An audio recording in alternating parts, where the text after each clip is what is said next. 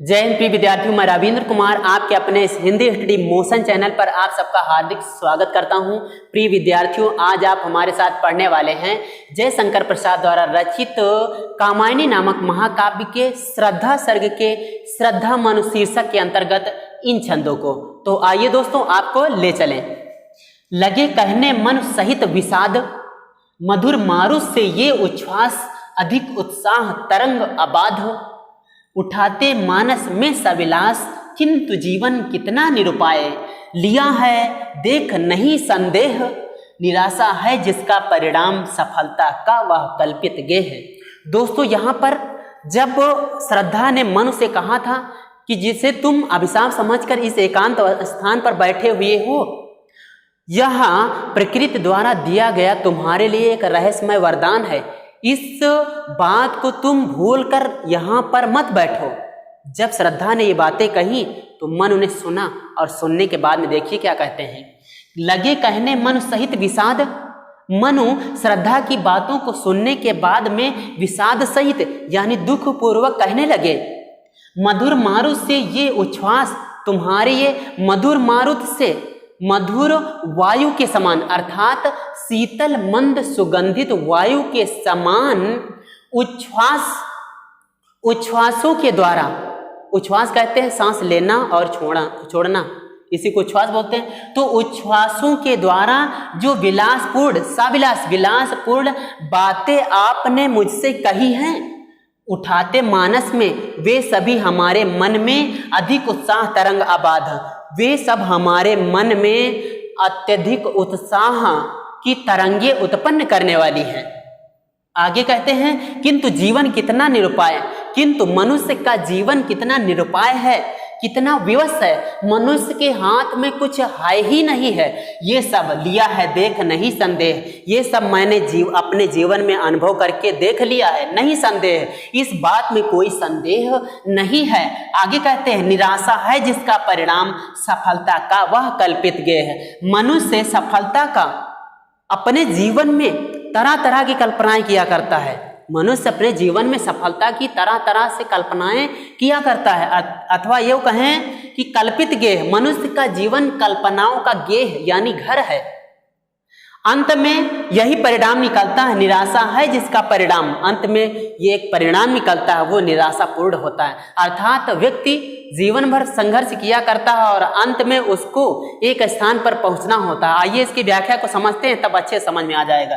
दोस्तों, यहाँ पर जब श्रद्धा ने कहा था कि तुम इस एकांत स्थान में बैठे हुए हो, ये वास्तव में अभिशाप नहीं, तुम्हारे लिए प्रकृति द्वारा दिया गया, ईश्वर द्वारा दिया गया वरदान है। इसे तुम भूल कर मत बैठो, तुम चलो और कर्म में लग जाओ।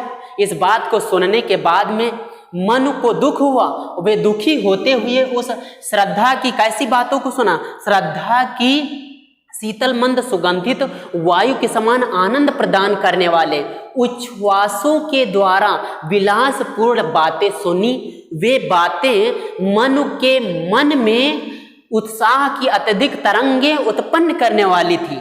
लेकिन दूसरी बात है, लेकिन वे कह पड़ते हैं, किंतु मनुष्य का जीवन बहुत विवश है, उसके पास में कुछ है ही नहीं है। इन सब चीजों को मैंने अपने जीवन में अनुभव करके देख लिया है, इस बारे में कोई संदेह नहीं है। आगे भी कहा है कि मनुष्य जीवन अपने जीवन में तरह तरह की सफलता की कल्पनाएं किया करता है, या इस तरह कहें कि मनुष्य का जीवन कल्पनाओं का, या यूं कहें कि मनुष्य का जीवन कल्पनाओं का घर है।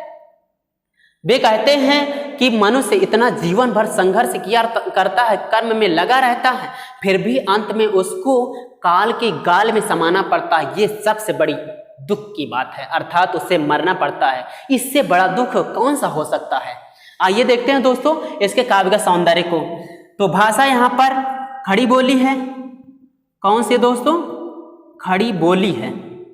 और शैली है दोस्तों यहाँ पर प्रबंध है, प्रबंध शैली है। रस है यहाँ पे शांत है। छंद है यहाँ पे ताटंक, कौन सा है, ताटंक। अलंकार दोस्तों यहाँ पर आप अगर देख ले, इस जगह पे मधुर मारुत, इस जगह पे दो अलंकार हैं। एक तो बात माँ के कारण अनुप्रास हो गया, और दूसरी बात दूसरी बात है यहाँ पर से है तो उपमा भी हो गया। क्या है? उपमा हो गया। और भी आप देख सकते हैं और भी होंगे। शब्द शक्ति दोस्तों यहाँ पर लक्षणा है। कौन सी है? लक्षणा। और आगे बढ़े तो गुण, गुण यहाँ पर दोस्तों प्रसाद है। दोस्तों आइए देखते हैं। कहा आगंतुक ने सस्नेह, अरे तुम इतने हुए अधीर, हार बैठे जीवन का दांव, जीतते मरकर जिसको वीर, तप नहीं केवल जीवन सत्य, करुण यह क्षणिक दिन अवसाद, तरल आकाश से है भरा, सो रहा आशा का आह्लाद। जब मनु ने श्रद्धा को समझाया, अपने दुख के बारे में बताया, तब मनु की बातों को सुनने के बाद में श्रद्धा क्या जवाब देती है?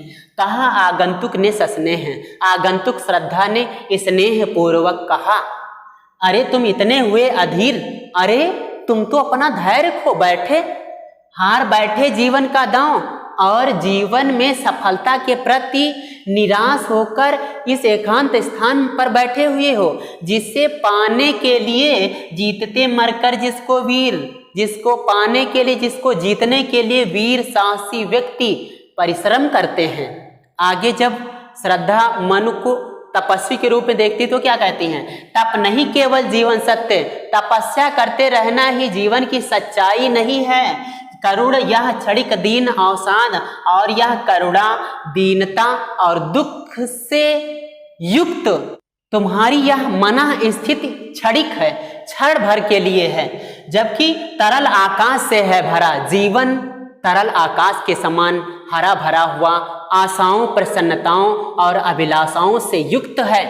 तुम सो रहा आशा का आह्लाद, तुम अपनी उन सोई हुई आशाओं को जगाओ और अपने जीवन को उत्साहपूर्ण बनाने के लिए तत्पर हो जाओ। आइए इसकी व्याख्या को एक बार में एक दृष्टि में देखते हैं। जब श्रद्धा ने सुना मनु की बातों को तो श्रद्धा ने कहना आरंभ किया कि अरे तुम तो धैर्य खोकर यहाँ बैठ गए हो, जीवन में कुछ पाने की चाहत होती है, तुम उसके प्रति निराश हो गए, जबकि उसे पाने के लिए वीर साहसी व्यक्ति परिश्रम का प्रदर्शन करते हैं, यानी परिश्रम दिखाते, परिश्रम करते हैं। ये जो तुम तपस्या में इस समय लगे हुए हो, यह जीवन की सच्चाई नहीं है। इस समय जो तुम्हारी मना स्थिति करुणा, दीनता और दुख से युक्त है, ये क्षणिक है, थोड़े समय के बाद में ये मिट जाएगी, नष्ट हो जाएगी, जबकि आपका पूरा जीवन आशाओं, प्रसन्नताओं, अभिलाषाओं से हरा भरा हुआ, हरा भरा आकाश के समान है। तुम अपनी उन सोई हुई अभिलाषाओं को, सोई हुई तुम अपनी आशाओं को जगाओ और उत्साहपूर्ण जीवन व्यतीत करो। आइए दोस्तों, आपके समझ में आ गया होगा। इसके काव्यगत सौंदर्य को देखते हैं। दोस्तों यहाँ पर भाषा है खड़ी बोली, कौन सी है? खड़ी बोली। और आगे बढ़े, शैली यहाँ पर प्रबंध है, कौन सी है दोस्तों? प्रबंध शैली। रस यहाँ पर भी शांत है, यानी पिछले वाले में भी शांत था, यहाँ पर भी शांत है। छंद दोस्तों यहाँ पर भी ताटंक है। अलंकार देखें तो यहाँ पर आप देख रहे होंगे मरकर रा वर्ड की आवृत्ति हुई है, अनुप्रास हो गया। कौन सा है? अनुप्रास हो गया। और आप देख रहे हैं तरल आकाश से है भरा, जीवन को बताया गया, उपमा दी गई है, ये हुआ उपमा अलंकार। शब्द शक्ति दोस्तों यहाँ पे आपको पता होना चाहिए कि लक्षणा है, इससे नीचे बात ही नहीं हो रही है यहाँ। और ये गुण है प्रसाद दोस्तों, गुण है प्रसाद। दोस्तों आगे बढ़ते हैं अगले छंद की तरफ। आइए देखते हैं अगला। प्रकृति के यौवन का श्रृंगार करेंगे कभी न बासी फूल, मिलेंगे वे जाकर अतिशीघ्र, आह उत्सुक है उनकी धूल। एक तुम यह विस्तृत भूखंड, प्रकृति वैभव से भरा अमंद, कर्म का भोग, भोग का कर्म, यही जड़ का चेतन आनंद। यहाँ पर मनु की स्थिति को देखकर श्रद्धा को तो दुख होता ही है, कवि को भी उससे भी ज्यादा दुख हो रहा है। कवि कहता है कि प्रकृति के यौवन का श्रृंगार करेंगे कभी न बासी फूल। प्रकृति की छटा कभी बासी फूल नहीं बढ़ा सकते। प्रकृति की युवावस्था का श्रृंगार कभी बासी फूल, मुरझाए फूल नहीं कर सकते।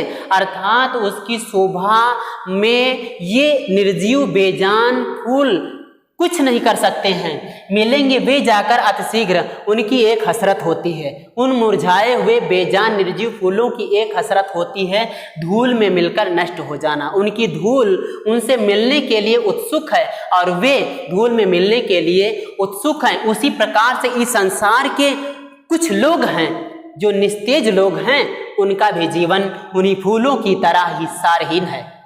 आगे, एक तुम यह विस्तृत भूखंड, ये श्रद्धा कहती हैं, एक तुम यह विस्तृत भूखंड प्रकृति वैभव से भरा आनंद, यह सारा संसार, इस सारे संसार के जड़ और चेतन सभी आनंद से पूर्ण हैं। एक तुम हो कि निराशा का लबादा ओढ़े बैठे हो, अर्थात निराशापूर्ण जीवन लिए यहाँ अकेले बैठे हुए हो।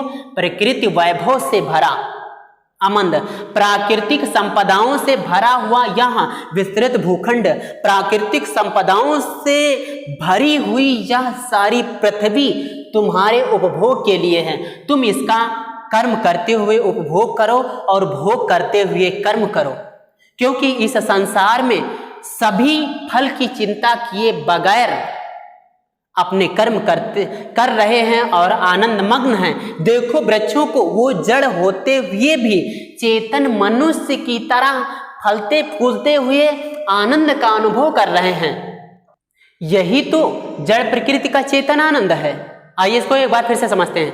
यहाँ पर कवि को दुख हो रहा है, श्रद्धा को भी दुख हो रहा है। वे एक उदाहरण के माध्यम से समझाना चाहते हैं और वे चाहती हैं कि प्रकृति की युवावस्था को, प्रकृति की सुंदरता को कभी बासी फूल नहीं बढ़ा सकते, उसकी छटा को बासी मुरझाए हुए फूल, निर्जीव फूल कभी नहीं बढ़ा सकते।